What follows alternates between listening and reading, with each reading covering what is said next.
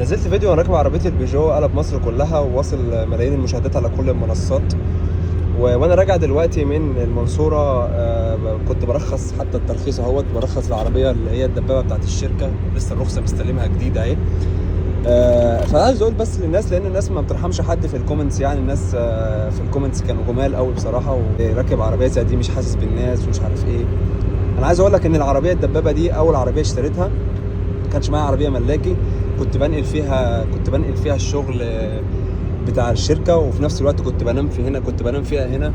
الكلام ده طبعا من اول ما ابتديت من 5 سنين مثلا، وكنت بستخدمها ملاكي ودبابه في نفس الوقت.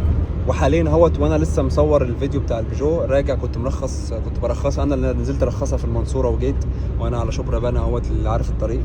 فيا جماعه بلاش تحكموا على الناس كده بسرعه قوي، يعني على الاقل تريثوا شويه في الكلام قبل ما تكتبوا كومنتس. وعموما الكومنتس كلها انا مبسوط بيها، ان هي بتعمل ريتش حلو يعني، فاللي عايز يكتب يكتب، ولكن حبيت ان انا اوضح للناس حاجه اللي يهمه التوضيح يعني. شكرا.